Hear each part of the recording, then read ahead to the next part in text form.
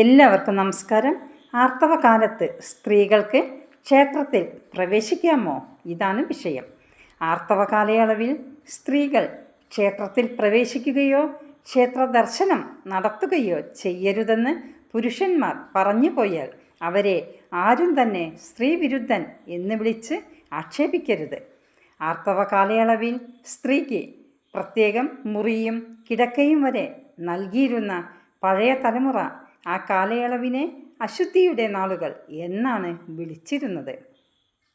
ഈ കാലയളവിൽ ക്ഷേത്ര ദർശനം പോയിട്ട് ഭവനത്തിൻ്റെ മുൻവശത്ത് വരാനോ ഔഷധ സസ്യങ്ങളുടെ സമീപത്ത് ചൊല്ലാൻ പോലുമോ അവകാശമുണ്ടായിരുന്നില്ല. പുരുഷ സാമീപ്യവും അനുവദിച്ചിരുന്നില്ല. ശബരിമല പോലെയുള്ള ക്ഷേത്രങ്ങളിൽ ദർശനം നടത്താൻ വ്രതമനുഷ്ഠിച്ചിരിക്കുന്നവർ വീട്ടിലെ സ്ത്രീകൾ ആർത്തവകാലത്ത് ഭക്ഷണം പുറത്തു വെച്ച് സ്വന്തമായി പാകം ചെയ്ത് കഴിച്ചിരുന്ന കാലവും ഉണ്ടായിരുന്നു. ആർത്തവ കാലയളവിൽ സ്ത്രീയുടെ ശരീരോഷ്മാവ് വ്യത്യാസപ്പെട്ടിരിക്കും. ഇങ്ങനെയുള്ള സമയത്ത് ക്ഷേത്ര ദർശനം നടത്തിയാൽ ആർത്തവ സ്ത്രീയുടെ ശരീരോഷ്മാവിൻ്റെ വ്യത്യാസം ദേവബിംബത്തെയും ബാധിക്കും.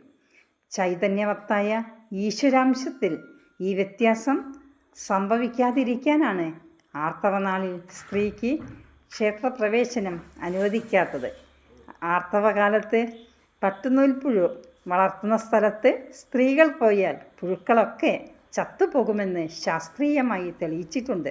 അതായത് ചെറിയ ഊഷ്മാവ് വ്യത്യാസം പോലും അവയെ ബാധിക്കുമെന്നർത്ഥം. പട്ടുനൂൽ സ്വന്തം ശരീരത്തിൽ സൃഷ്ടിച്ച് വലയമുണ്ടാക്കി അതിനകത്ത് സമാധിയിരിക്കുന്ന പുഴുക്കളെ പോലെ തന്നെയാണ് ക്ഷേത്രഘടനയിലെ ദേവൻ്റെ സ്ഥാനവും. അങ്ങനെ ദേവചൈതന്യത്തെ ബാധിക്കുമെന്ന് അർത്ഥം.